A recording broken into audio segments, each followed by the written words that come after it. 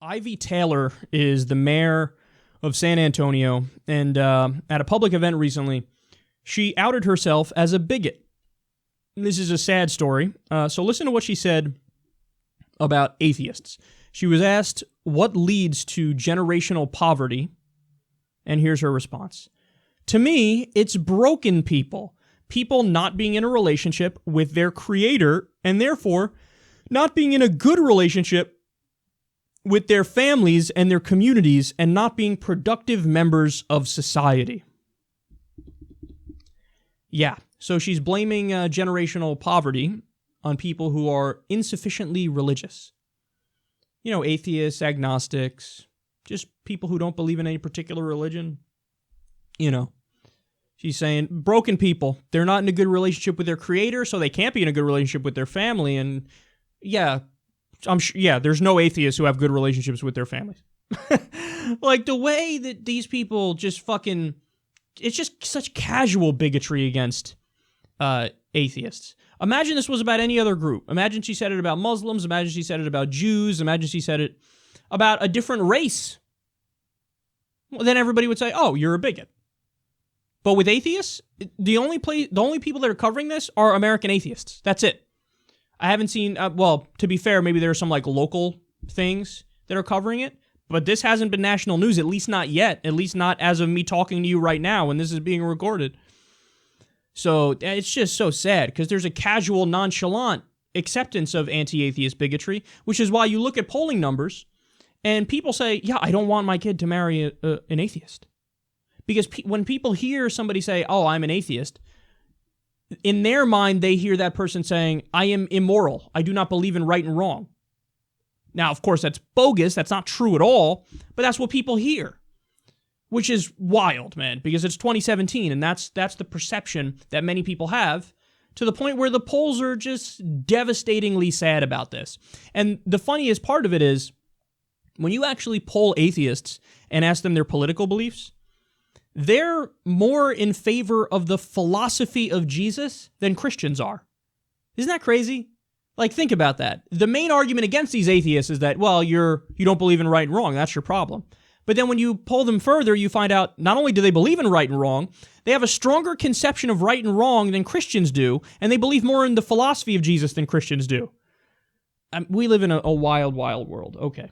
Now, after she said this, and there was an outcry over it, she then came out and effectively doubled down while pretending to apologize, but not really. You'll see exactly what I'm talking about. So she said, I have devoted my life to breaking the chains of generational poverty.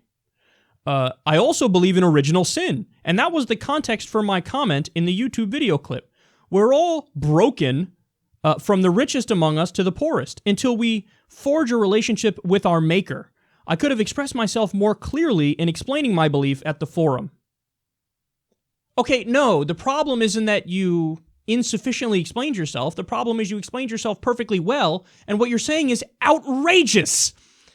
She's like, no, I'm not saying atheists are bad people. I'm saying that we're all bad people, and then some of us become good people because we accept Jesus Christ and our God, and everybody's broken at first, and then we become unbroken when we buy into our giant cult. And atheists, you know, the people who haven't done that yet, look, I was there too. I was a lesser person at one point too. You're not getting it. It's not that, you know, we're lesser people. It's that we believe that you believe in voodoo. You believe in metaphysical nonsense. You're an atheist when it comes to every other religion. When it comes to Islam, you don't believe Muhammad was the prophet. You don't believe in Buddhism, you don't believe in Mormonism, you don't believe in Hinduism, you don't believe in Scientology. There are over 4,000 religions in existence right now. With all of them except one, you're an atheist. So the way you feel about the Roman gods and the Greek gods is the way we feel about your beloved Jesus.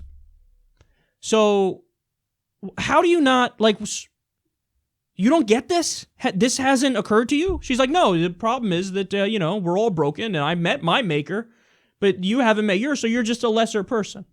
All right, you're a bigot. There's no other way to describe it. You're a bigot. You think people who don't believe exactly like you do are less than you. And the irony is, of course, non-believers have beliefs based on the facts. Because all we're saying is none of the religions have proven that they're correct. There's no evidence to suggest Muhammad flew to heaven on a winged donkey. There's no evidence to suggest a zombie Jew carpenter actually is God. There's no fucking Jigglypuff in space.